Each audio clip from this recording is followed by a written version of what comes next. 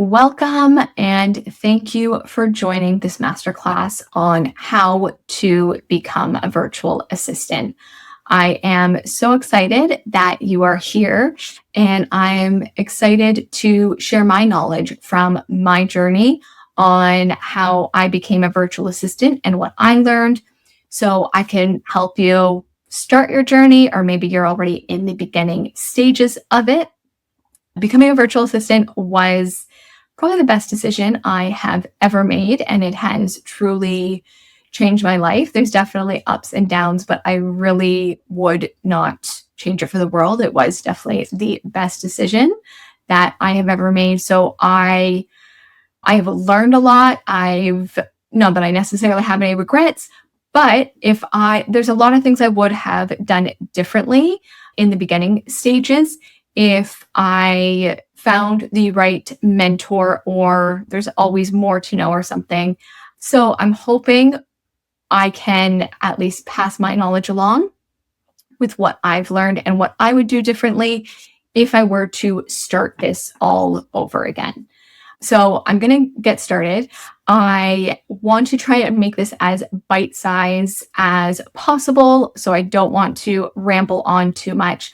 I want to give you some really good insight on really what a virtual assistant is, what you can expect, so you even know if this is really the right path for you.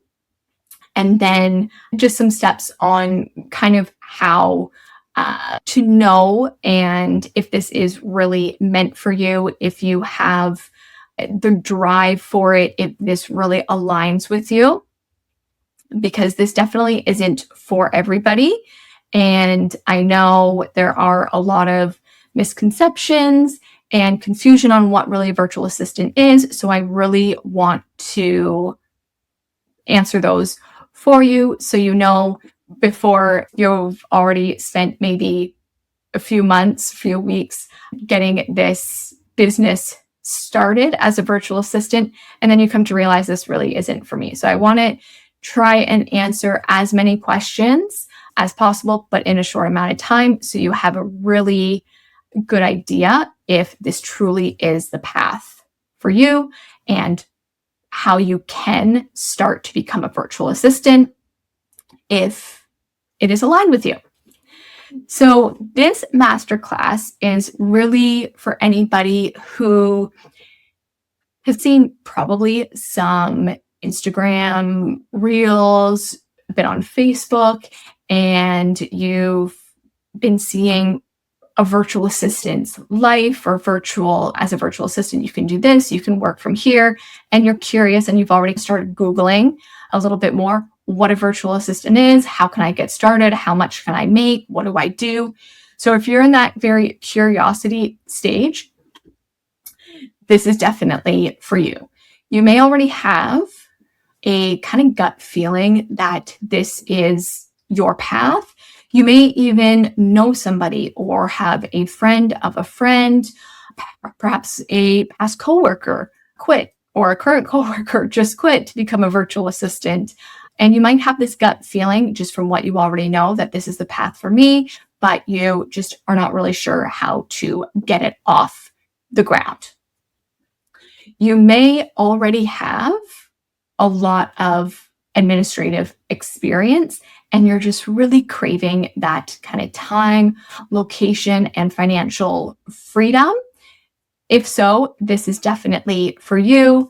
And like I said, yeah, you're looking for time and financial freedom. If you are looking to be able to work from wherever you want, take more vacations, be off by 2 p.m. every day to go pick up your kids, or have just a little bit more income because you're a stay-at-home mom, this training and masterclass is for you. All right, so to quickly introduce myself, my name is Samantha. I have always been quite organized, even in my personal life. So I loved color coding, having processes, checklists. Growing up, I would spend a weekend organizing my closet, making the checklist. So it's just always been naturally ingrained in me.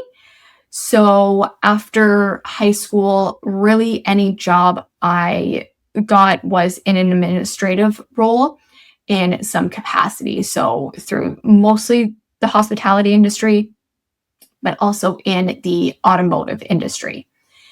And so I was working as in administration in some capacity for quite a few years. And then I decided to go traveling. And that is when I stumbled probably on Instagram on a virtual assistant, did all my research, dove right in, and got myself set up within a few months. And in 2018, I was in New Zealand working out of hostels, and I landed my first client as a virtual assistant. And really from there, it just took off and grew. Becoming a virtual assistant, I learned a lot of different systems and fell into being the more tech savvy virtual assistant. So really understanding systems, being able to set them up for my clients, being able to manage them quite easily. So I did do a little bit of project-based work of setting up systems, but I always had ongoing virtual assistant clients. And then I did also diversify into selling digital templates as well. All right. So I guess the great starting point is, what is a virtual assistant? So a virtual assistant is somebody who is self-employed, essentially an independent contractor who works remotely to provide a service in administrative or support services to another business or to another freelancer, even just to another person in general. So the work is conducted remotely from really just a computer or laptop. It can, of course, be a home office with a computer. It really can just be a laptop. When I got started, I was working from a laptop in a bunch of different hostels. So all the work is done remotely, and it is for some sort of support services to likely another business or freelancer, but also can just be to another person. Perhaps it's helping manage their own kind of home tasks, bookkeeping tasks, and such.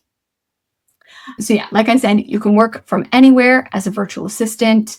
You set your own schedule. So if you want to work full-time, you can, part-time, seasonal. You can make sure that you're off at 2 p.m. You can make sure that you don't even start till 2 p.m. if you want. You are essentially your own boss. You are an independent contractor.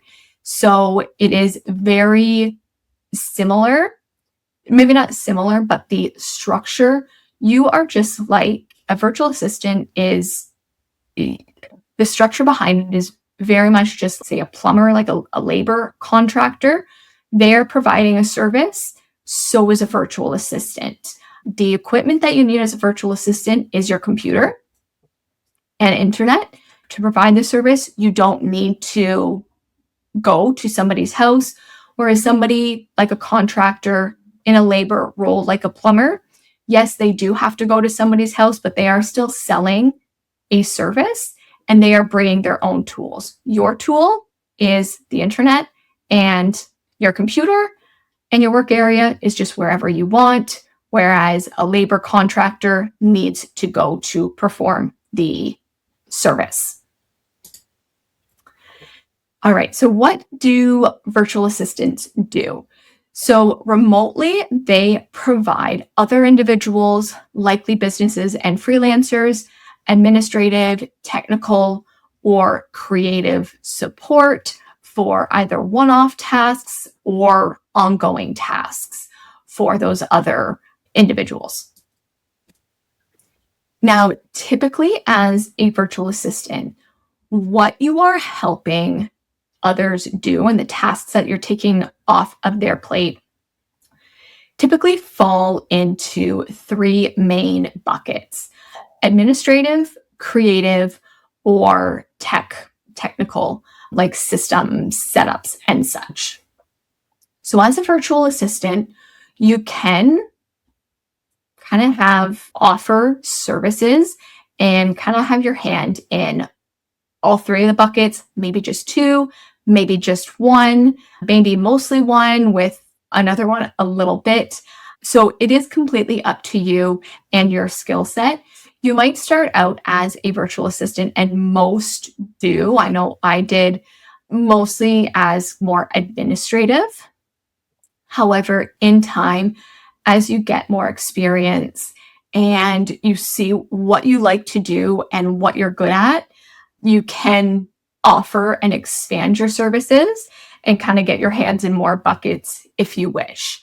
So for me, like I said, I kind of started out as more administrative type tasks, and I still am largely more administrative. However, over time, I understood and learned a lot of the popular systems that entrepreneurs in the online space use. So I became more of a tech savvy, technical virtual assistant. So my two buckets now, I would say, are admin and tech, and creative is just not my jam. And that is okay. Whereas there's definitely virtual assistants who you might not really know when you're starting out how to do graphic design, how to set up a website and all of that. And as you learn, you may really enjoy that type of work. So in time, you will offer more creative services. So examples of, if you are more of an administrative virtual assistant, you can offer services, and what you would be doing is things like email and calendar management, client onboarding, data entry. If you are a little bit more creative, creating social media content, graphic design, website design, but also updates as well, especially if it's more design oriented. And if you are a little bit more tech savvy and technical with a lot of the popular systems that business owners use, you can offer tech support, whole tech setup, and funnel setups for marketing. All right, so who can become a virtual assistant? You would be a great fit as become a virtual assistant, especially if you have administrative background. So this is a given. Even myself, when I first heard what a virtual assistant was, I didn't really think, because I was in hospitality at a front desk, and that was a lot of my experience for years. I just didn't think that any of that experience would really translate into becoming a virtual assistant when I first discovered that this was a possible career path. But really, truly, any administrative type role, I promise you, you have the experience or skills from that role, even if it is very different from what you think a virtual assistant is. It is still great experience to have, and that can help you become a virtual assistant. Perhaps you are already a small business owner, or maybe you help a family business of some sort. That is some great experience to start your own VA business. Teachers, anything in kind of organizing, project management type roles, great experience to have as a virtual assistant or to become a virtual assistant. Any social media, graphic creation, managing a social media account, whether it is a professional, you've been contracted already out to hire, or a friend maybe has a boutique store and you manage their social media, that is great experience. Even if it is personal and you've grown the account, great experience. Customer service, any sort of customer service on the phone, by email. So even like me being at front desk, great experience to have to get you started as a virtual assistant. And really any tech savvy type tasks. So if you helped or can really understand at your current job or in past jobs, maybe migrating from one platform to another, if you had a good hand in that, in setting that up, or even really understanding that, and you can understand systems, you can certainly become a virtual assistant. And really all around, if you are somebody that is resourceful, organized, likes to help others, and you know that you can stay focused and disciplined and sit at a desk and can complete tasks at a timely manner and really be disciplined to make sure you are providing quality work to clients, you can certainly become a virtual assistant.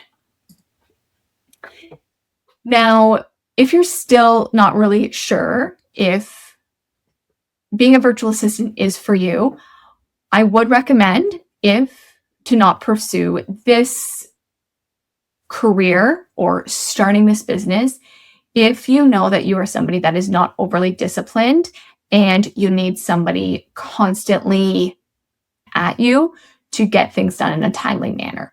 Being an independent contractor and being responsible for your clients' tasks, you need to be disciplined enough to get them done in a timely manner, be willing to learn, ask questions, see problems, and set out fires when you do see them. If you are scared of setting some boundaries, this may not be the best path for you. Being an independent contractor as a virtual assistant, you have to set your own boundaries so clients and other people are not taking advantage of you. If you definitely want to be off at 2 p.m. every single day to pick up your kids from school, you need to set a hard boundary that no work is getting done past 2 p.m. A client can send you an email, certainly, but you need to make it clear and set a boundary that they cannot expect that will get done after 2 p.m. if they send it to you at 2:01.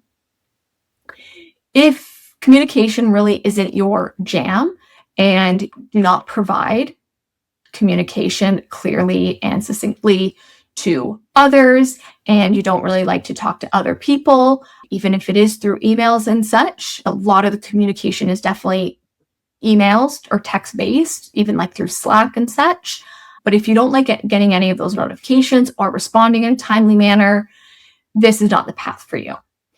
And overall, if it sounds quite harsh, but if you don't really care about your client's business, being a virtual assistant just is not going to work for you.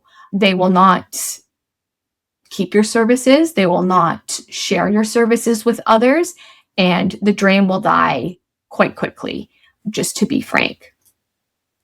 If you are somebody that likes an in-person environment, I wouldn't say this is definitely then not for you, because you can certainly, there are so many Zoom calls that you have with clients and co-working meetings and all of that. And you certainly can go to co-working session or co-working spaces, a library and that. So you will be immersed in people. But if you do truly enjoy working in an office, having the water cooler talks, this really is not for you. You do really have to be okay working physically by yourself, because even going to a library co-working space is a lot different than working in an office setting and having those coworkers to have some banter and that with. All right, so we've been through a few of the sample tasks, going through the 3 kind of main buckets of things you will be doing as a virtual assistant, but just some other common tasks that virtual assistants do take off their clients' plates: email and calendar management, client onboarding, data entry and digital file organization, social media management, customer service, whether it's on phone or email, website updates and creation, research, tech support, all the fun troubleshooting, and document management. And there is such a longer list, truly, of this. So what makes a good virtual assistant? Again, I've touched on some of these. If you are resourceful, a strong communicator, especially because you're working virtually, you need to be a strong communicator. Your clients need to know what is going on, what is not getting done, where the problems are. You need to love learning, because there is, no matter how long, if you're a virtual assistant for 10 years, 20 years, 2 years, 2 weeks, you're always learning something. Disciplined, setting boundaries. You do need to show urgency. Definitely. It's not that things need to be done always necessarily right away, but things cannot be falling through the cracks, and you do have to take accountability and show some urgency to make sure that things are getting done and you can put out the fires that you see in a timely manner. Show professionalism, whether it is, yes, by email, even over Zoom calls, and just any piece of work that you create, whether you are creating brand documents on Canva for social media, for PDFs, you do need to show professionalism in your work and as you communicate, and definitely caring about your clients. So if these already come naturally to you, you will definitely be a good virtual assistant. All right, so one of the most popular questions, or most asked question about being a virtual assistant, is where to find clients. So to find your first clients, before you even have anything set up, really the easiest way to find clients is to tell everybody you know. Tell even coworkers. You're probably not going to quit your job right away, but tell coworkers that part-time on the side, you are going to start this. Tell family, friends, connections, somebody at the farmer's market you always get your vegetables from, anybody. Try and get the word out as much as you possibly can. And the more people that know, they will tell more people. And very similar to that, once you do have some clients, getting referrals is another very easy thing. So if you care about your client's business, they will tell people and you will get referrals for more business from that. And then, of course, creating an online presence, whether you don't necessarily need to start out with a website, but whether it's just a Google Doc or some sort of PDF, something that lives online that people can see who you are, what your services are about, and of course, the online presence with social media as well.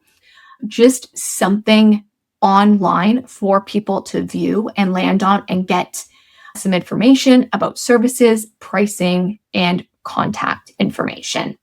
So the goal really is to starting to find your first client, just get the word out as quick as possible from day one. So what a typical day looks like for a virtual assistant. This, of course, can vary depending on your personal life, what you want, and it can change. You might start out, and likely will be starting out part-time, and then if you take it full-time, your day is going to look completely differently. But as a virtual assistant, you will have the flexibility to drop off your kids and pick them up from school every day or on certain days. You can have every weekend off. You can go to the Pilates class that only takes place at 1 p.m. or 11 a.m. in the morning. You can make sure that you actually make those classes. You can make bread from scratch for dinner because you're going to be at home. So you are able to let that sourdough rise. You can go on a midday getaway. You can get away for the weekend. You don't need to book any time off with an employer.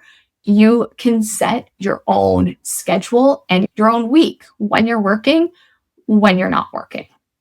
All right, so to get started, to really, if you feel like this is truly the path for you and this seems very much in alignment, I always like to do this exercise and I did this myself when I was really thinking of becoming a virtual assistant, to assess my skills. It gave me a lot more clarity on what experience I actually had and how that would translate to me being an independent contractor selling administrative services virtually. So yeah, just gonna assess your skills to get started, and that will help bring clarity on what kind of tasks you want to offer and the type of clients even that you want to work with. So essentially, get a scrap piece of paper, new piece of paper. You can do this on Google Docs, on a notepad on your phone, but essentially we're just creating two lists. So on the left side, map out and list out all of your experience and be as specific as possible as you can, what your responsibilities were at the job, the specific tasks you did, the fires you put out there, any certifications, the software you knew, how you troubleshooted the software, what you learned from the software. Were you on the phone with their support team sometimes when something went awry? Were you always fixing the printer? Were you connecting the printer to 5 new computers? Anything that you can think of, even if you do not think immediately that skill or that task that you did can translate into being a virtual assistant, this list should be very long. This can be obviously your experience in the workplace, but this can also be any experience volunteering at school, even. A lot of college universities, there's a lot of team working and different projects and such.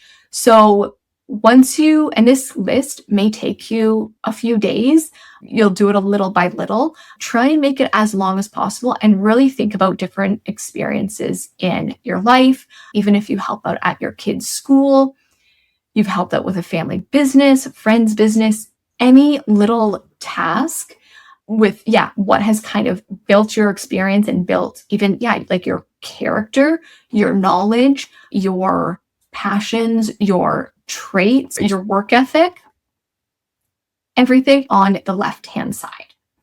And then on the right-hand side, you're going to list out everything that you think that you know that a business needs help with. So think about, even in your own workplace, what does my manager, what does the owner need to run the business?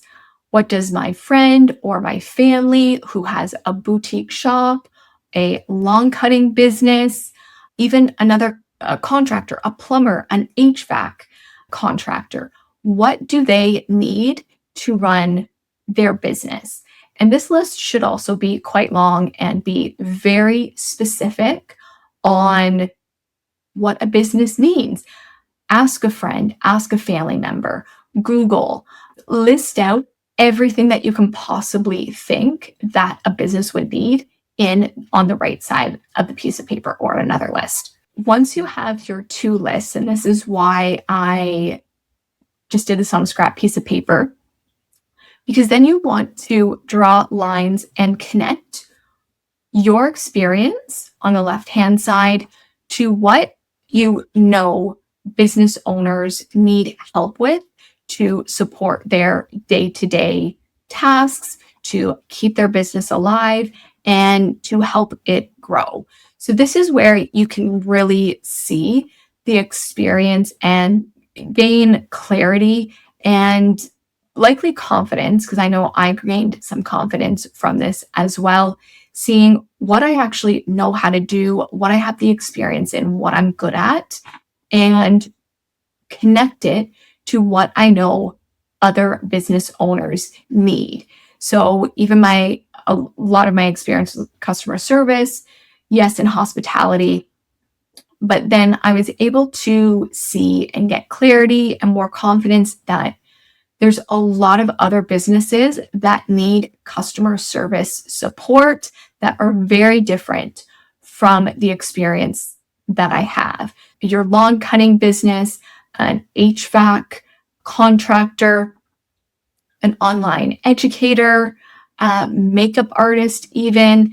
There are a lot of other businesses that can utilize your experience, and you will be able to after this, make connections on what you are good at and what you can help other business owners with based on what you know from what it takes to run a business. Even if you've never had a business before, we all have a really general idea, have somebody that we can talk to, we can think of even a neighbor's business and what they've told us, what their struggles are, and that you get a really good idea of what a small business owner or freelancer really needs help with. All right, so the next, one of the most popular questions about becoming a virtual assistant is, what is niching?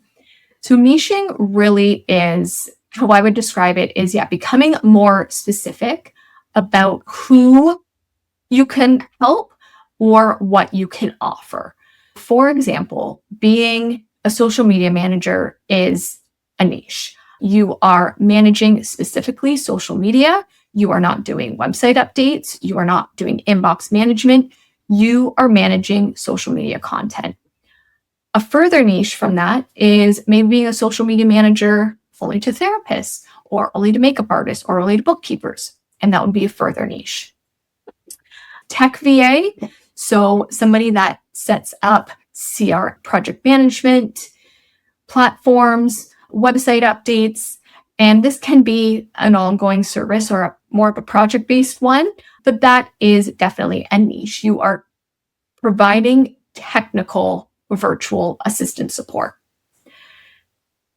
Another example of niching is a bookkeeping virtual assistant. So if you do have knowledge in bookkeeping or accounts payable, which is, yes, experience in bookkeeping, AR, AP, bookkeeping VA. So you are only really either working with bookkeepers or just doing bookkeeping related tasks for maybe a digital marketing agencies.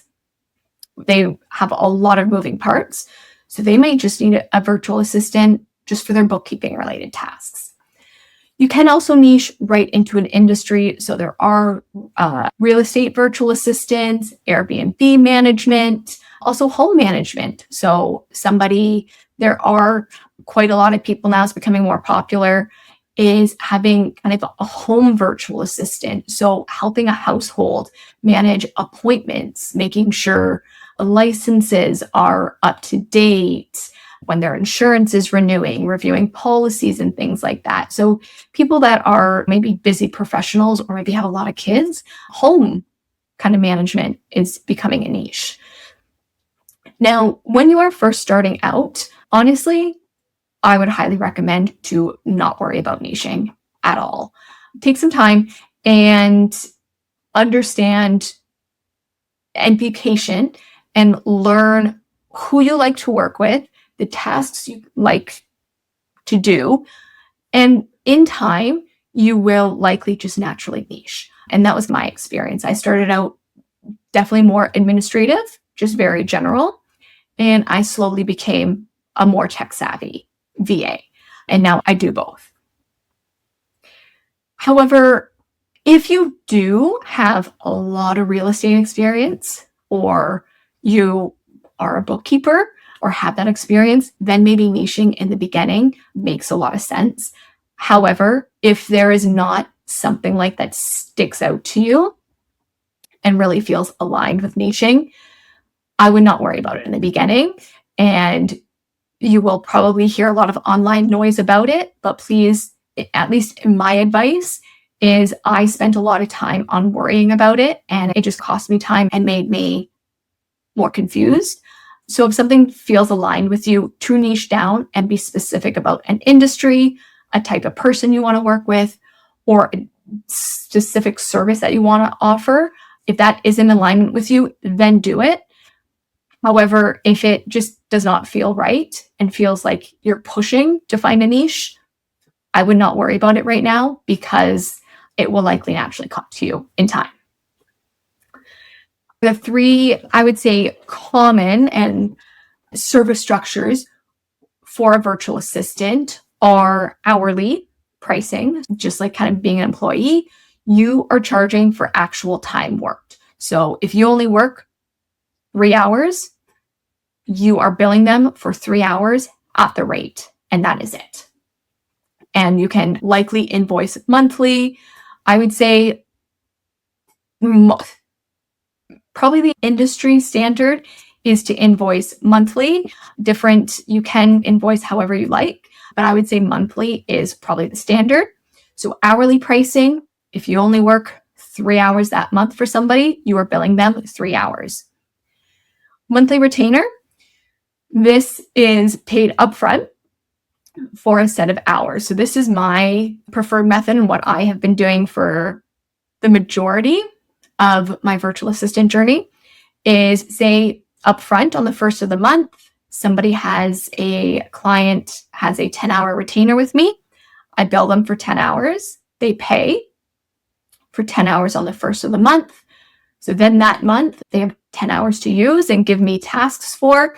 So I make sure that I have enough time within that month to work 10 hours for them within that month. And at the end of the month, any unused hours expire. So they don't roll over. The next month, on the first of the month, they get billed for 10 hours again, and they have that 10-hour retainer to use 10 hours that month, and then they expire on the 30th or 31st. And then the last is project-based, and this is a flat fee for a specific deliverable. So creating an entire website is a one-off type thing, project-based. So yeah, setting up a website, perhaps offering a strategy call for a 1 hour, 2 hour strategy call with somebody. VIP day, similar to a strategy call as well. And these might be services that you offer in time, probably not right away. So I would say project-based is in time. It likely, unless you do have a lot of website building experience, or maybe something niche like bookkeeping, project-based probably isn't going to be the service structure you will come out of the gate offering. However, project-based can also be offering for a flat fee for a set task, like inbox management. So you will charge a certain dollar amount to a client to manage their inbox and be in it every single weekday within that month. When you invoice them for a project-based fee for inbox management for that month. And that doesn't fluctuate depending how many emails they get. It is a flat fee for that. All right, so what you can charge as a virtual assistant. Now, this is just a baseline and a general guideline currently, which of course in time, this will definitely change as, prices in the world come up and down, usually up, sadly. And this is not a set standard. You will find people that want an experienced VA for a lot less. There is also, and that is a much bigger conversation, of offshore VAs where their standard of living is just a lower cost to the US dollar. This guideline here is for VAs based on US dollars in the US. This guideline here does not mean that everybody in the United States or North America who is looking for a virtual assistant is willing to pay this guideline of rates. There are plenty of people in North America, in the Western world, that are hiring virtual assistants for a much lesser amount offshore. Just because their standard of living is lower, they do work for a lesser dollar amount. And that is a whole nother and bigger conversation. But this guideline here is what I feel is generally, and it could be a few dollars off here or there, what you can typically expect and what I think you should be working for as a virtual assistant. So if you are new to being a virtual assistant and have some very general experience. And yeah, I would say the guideline to follow would be between $25 to $35 an hour. Once you gain more experience, or even if you have specialized skills, you understand the real estate industry very well, have many years of bookkeeping experience, honestly, I would charge between $35 to $45 an hour. If you are a very high level or a very specialized virtual assistant offering really high touch services like project management and high community management, where the business owner doesn't really need to be in their business practically ever, or yes, you have a very specialized type skill that you're working with in an industry, and even really just in time after years of experience, the hourly rate could be, $50 and up, really. However, I would recommend setting your rate based on what feels comfortable for you. Don't sell yourself short. However, if you feel starting out at, say, $35 is, as you're getting your feet wet, just doesn't feel right for you, set the rate for what you feel comfortable, but don't set it too low where you are not getting paid what your time is worth. So it is definitely a fine line. And I would definitely, one piece of advice when setting your rate at first is making sure you're setting it at a rate where your time is valued, because when you go to increase your rates, you're always going to be starting from a lower end. So when you increase your rate, say each year, and say you set them way too low at $20 an hour, all of a sudden you can't be asking next year your clients to pay $30 an hour and take that $1 an hour jump. You certainly can. However, there is just the risk that a client may drop your services just because of the high jump. So you are your own boss, so you can certainly do that. However, I know a lot of virtual assistants feel a little icky of taking such a high rate, or expecting your clients and trying to give them such a high rate jump from $20 to $30. So when you're setting that first initial rate, just keep that in mind, to set it enough where you can comfortably ask for $5 or even a little less each year to jump your rates and increase them.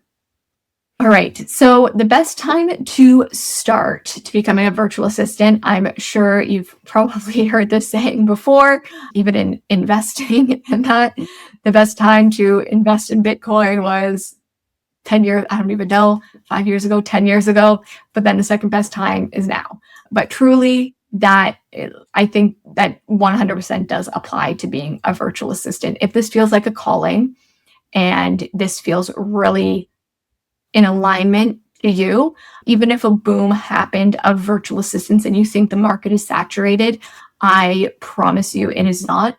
More people are becoming small business owners, and I feel like a lot of people aren't as organized, at least in my experience. Business owners, a lot of times they're very creative or they're very good at a service and just want to get out and start serving people, but they don't have a lot of the back end organized. And that's where somebody like us, who has that natural process, organized, driven mindset, can really help them.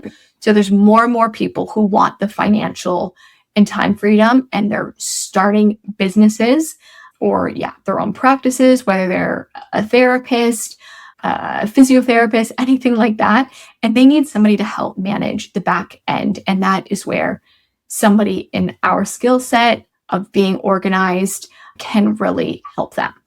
So really, the next step is to start assessing your skills and start telling people that you are open for business.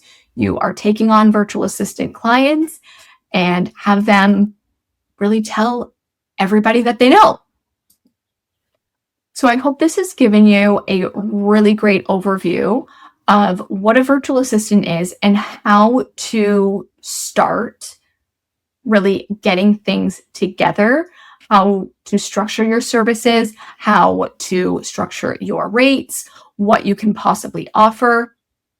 But if you are looking for a little bit more guidance, some one-on-one support, can answer or can ask any question, whether it is regarding your own experience, your website, how to build out your services, what to put on your website, anything at all. I do have a virtual assistant mentorship call that is 60 minutes long, where it is just me and you, where we can talk about how to get your business off the ground, how to get your first client, and what you can really offer as a virtual assistant. So, this is a personalized strategy just for you. We can carve out an action plan to help you execute, set time aside each day for the next few weeks on how to tackle it, help give you some clarity and confidence in the next steps and how to really bring this vision to life, and just some guidance from my experience in this industry. So normally this mentorship call for 60 minutes is offered at $125. But since you have reached the end of the masterclass, I am happy to give you 15% off with the code Masterclass. This is the URL here, but you can, of course, scan, and much easier to scan the QR code here to find out more information and to use this code if you feel that a mentorship call would really help.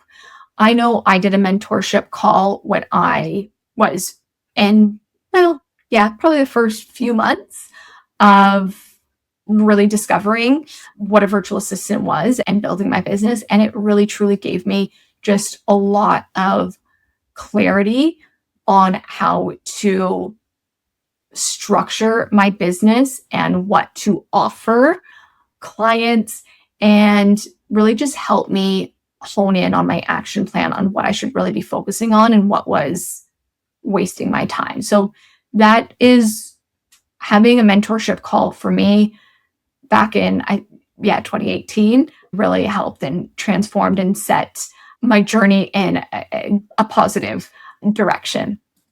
So I hope this masterclass really just kind of helped answer some of the very basic questions of becoming a virtual assistant, and hopefully giving you some clarity on how to bring your virtual assistant business to life. And I just want to say thank you for joining, and hopefully we get to connect again soon. Thank you. Bye now.